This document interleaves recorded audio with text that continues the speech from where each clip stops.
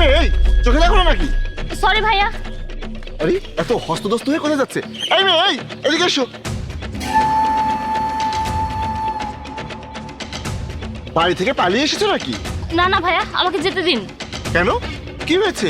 নাকি কোথাও পালিয়ে যাচ্ছ? ভাইয়া আপনি আমাকে তাড়াতাড়ি পালাতে দিন, না হলে ওই লোকটা আমাকে বিক্রি করে দিবে। কে তোমাকে বিক্রি করে দেবে? কি হয়েছে খুলে বলো তো। তুহিন, তুমি তো আমাকে বলেছিলে যে আমরা শহরে এসে দুজন বিয়ে করে সুখে সংসার করব, আর এখন তুমি এসব বলছো? এসব না করলে আমার টাকা উসুল হবে কিভাবে? তাই বলে তুমি আমার শরীর বিক্রি করে টাকা উসুল করবে? হ্যাঁ তাই করব। আর রইলো বাকি বিয়ের কথা। আমি যদি তোকে বিয়ের কথা না বলতাম, তুই কি আমার সঙ্গে এখন তোর আসতি? আর যে মেয়ের সাথে বিয়ের আগেই বাসর করা শেষ, সেই মেয়েকে বিয়ে করে আমি কি করব? দেখো, আমি তোমার কাছে হাত জোড় করছি, দরকার হয় তুমি আমাকে বিয়ে করো না, কিন্তু আমাকে এভাবে বরবাদ করে দিও না প্লিজ। আরে তুই কি আমাকে পাগল পেয়েছিস নাকি? আমি এত বড় সুযোগ এমনি হাতছাড়া করে দেবো? আর আমি বরবাদ কোথায় করছি? আমি তো আবাদ করব, আবাদ। তুমি 10 লক্ষ টাকার জন্য আমার সাথে এই বেইমানিটা করতে পারো না। তুমি আমাকে আমার গ্রামে দিয়ে এসো, তারপর আমি তোমার সব টাকা পরিশোধ করে দিব। আমি যখন একবারে সব টাকা পাচ্ছি, তখন আমি কিস্তিতে নিতে যাবো কেন? আর একটা কথাও শুনতে চাই না। চুপচাপ রেডি হয়ে নে, এই হোটেল ছাড়তে হবে। আর আমি বাইরে যাচ্ছি নাস্তা আনতে, তারপর খেয়ে এখান থেকে বেরিয়ে পড়বো। এসে যেন দেখি তোর হুলিয়া একদম ঠিকঠাক।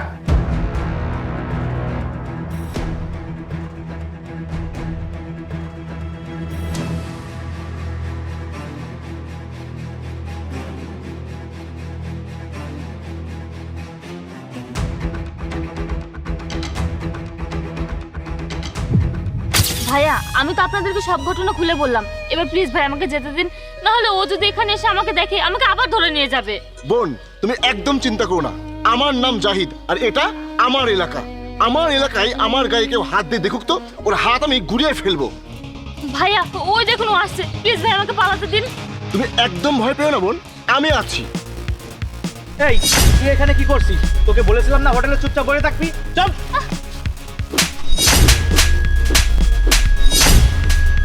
এই তুই আমার এলাকায় এসে আমার সামনে মাস্তানি করছিস? বল, তুই এই মেয়েকে কেন বিক্রি করতে চাস? আমি যদি তোর হাত পা ভেঙে রাস্তায় ফেলে রাখি না, তারপরেও কেউ আমাকে জিজ্ঞাসা করতে আসবে না। আর কিসের টাকার জন্য তুই এই মেয়েকে বিক্রি করতে চাচ্ছিস তাই বল। তুই কিসের টাকা পাস ওর কাছে? ওর মা আমার বাবার কাছ থেকে 10 লাখ টাকা ধার নিয়েছিল ওর বাবার চিকিৎসার জন্য, সেটা এখন 12 লাখ টাকা হয়েছে। ও আচ্ছা, তার মানে তুই এই মেয়েটার দাম লাগিয়েছিস 12 লক্ষ টাকা, তাই না? আমি তোকে 12 লক্ষ না, আমি তোকে 15 লক্ষ টাকা দেবো, কিন্তু এই মেয়েটার সম্মান তোকে ফিরিয়ে দিতে হবে। তুই যে ওকে বিয়ে করার প্রতিশ্রুতি দিয়েছিলি, তোকে সেটা রাখতে হবে। বল, পারবি? কি হলো বল, চুপ করে আসিস কেন? জবাব দে, তা না হলে কিন্তু এখনই আমি তো জিভ টেনে ছিঁড়ে ফেলবো। আমার ভুল হয়ে গেছে, প্লিজ আমাকে ছেড়ে দিন। ভাই একটা কাজ করেন, এর চোখ দুটা তুলে রেখে দেন। দা থাম। বোন, তুমি কি এই ছেলেকে বিয়ে করবে? তুমি ভয় পেও না, তোমার কোনো ক্ষতি হবে না। না না ভাইয়া, আমি এর মতো জানোয়ারকে বিয়ে করতে চাই না। গুড, এটাই শুনতে চেয়েছিলাম। ইমন, পুলিশকে কল লাগা। হ্যাঁ ভাইয়া, এখনই করছি।